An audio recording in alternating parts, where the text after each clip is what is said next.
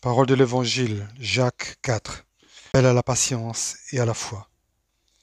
Soyez donc patients, frères et sœurs, jusqu'au retour du Seigneur. Soyez le cultivateur. Il attend le précieux fruit de la terre, en faisant preuve de patience envers lui jusqu'à ce qu'il ait reçu les premières et les dernières pluies. Vous aussi soyez patients, affermissez votre cœur, car le retour du Seigneur est proche. Ne vous plaignez les uns des autres, frères et sœurs, afin de ne pas être jugés. Voici que le juge se tient à la porte. Mes frères et sœurs, prenez pour modèle la patience dans la souffrance des prophètes qui ont parlé au nom du Seigneur. Nous disons heureux ceux qui persévèrent.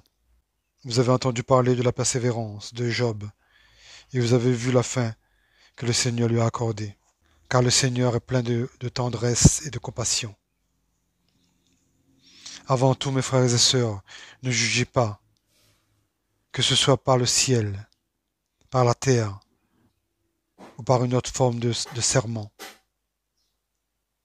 mais que votre oui soit oui, et que votre non soit non. Soyez donc affirmatifs, soyez donc sûrs de vous, afin que vous ne tombiez pas sous le jugement.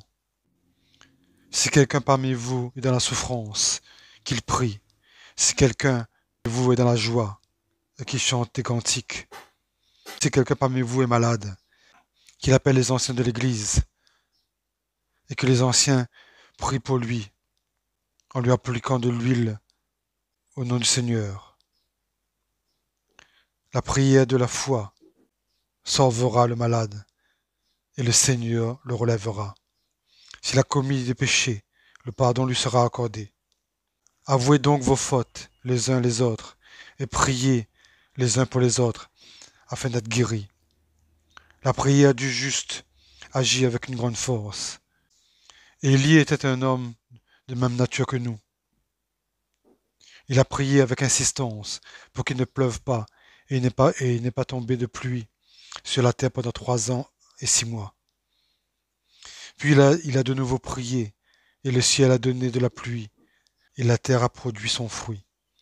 Mes frères et sœurs, si quelqu'un parmi vous s'est égaré, loin de la vérité, et qu'un autre l'y ramène, sachez que celui qui ramènera un pécheur de la voie où il s'était égaré, c'était la voie du Seigneur, il sauvera une âme de la mort et couvrira une foule de péchés.